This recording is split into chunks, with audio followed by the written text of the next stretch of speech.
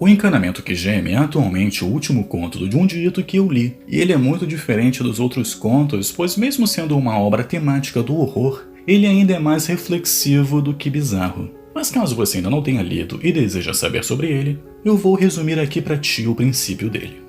Em uma casa vive uma mãe com suas duas filhas, Reina e Mari. E graças à mãe, todas ali possuem uma certa obsessão por limpeza, onde lavam as mãos de 10 em 10 minutos e tomam cerca de 3 banhos por dia. Isso fora toda a obsessão pela organização e limpeza da casa, um ambiente totalmente asséptico. Mas a mania de limpeza é algo ruim? Não. Absolutamente. Mas nesse caso em especial, a obsessão moldou muito o caráter de todas ali, tanto que elas sentem nojo e uma aversão extrema às pessoas sujas. E como as pessoas sujas não são sujas porque querem, isso se torna algo até mesmo cruel. E é justamente o que acontece quando no meio um rapaz estranho e visualmente sujo se declara para Reina, recebendo uma dura rejeição. O que é natural, afinal ninguém é obrigado a ficar com ninguém. O problema foi o que Mari fez ao saber disso, então ela o convidou para ir na casa delas e conhecer a mãe. E o resultado foi totalmente cruel, pois ele foi enxotado de lá com ovadas. Uma recepção totalmente infeliz, já que nunca foi uma iniciativa dele estar lá.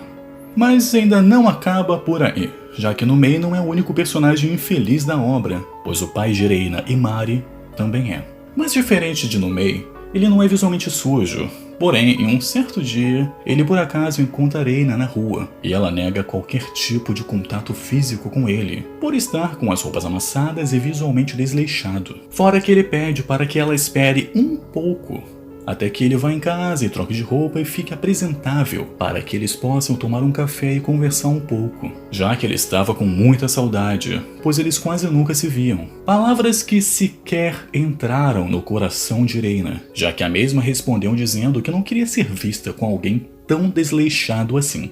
Bem, com isso podemos chegar na conclusão de que as protagonistas são as mesmas vilãs da obra, porque é totalmente fútil e banal destratar uma pessoa porque ela está largada ou suja. Isso porque ser sujo ou estar sujo muitas das vezes não é algo opcional, como no caso de um mendigo. É impossível ele poder garantir uma higiene básica diariamente, pois não é sempre que ele vai ter acesso a um lugar para tomar banho. E outro caso de higiene é a depressão.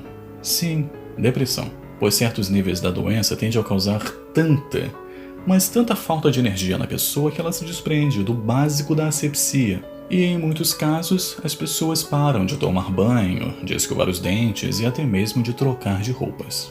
Então é por isso que o julgamento delas é tão raso, pois não há empatia, é apenas julgamento. Não há um pingo de vontade de ajudar, apenas julgamento. Mas ainda assim o conceito é interessante, pois vejam esses dois aqui. E agora, essas duas aqui. Se você não soubesse como a história é retratada de fato, você iria me dizer que eles são os vilões, e essas duas lindas garotas, as mocinhas da história. Isso porque nós estamos acostumados com a beleza representar a positividade. Mas precisamos entender que não existe negatividade naquilo que você naturalmente é. Ser bonito ou feio não deveria ser positivo ou negativo, pois é algo que você é naturalmente, não é uma escolha. Mas ser bonito ou feio por dentro, aí sim há de se haver uma classificação de qualidade, pois seu caráter, sendo bom ou ruim, é totalmente da sua escolha.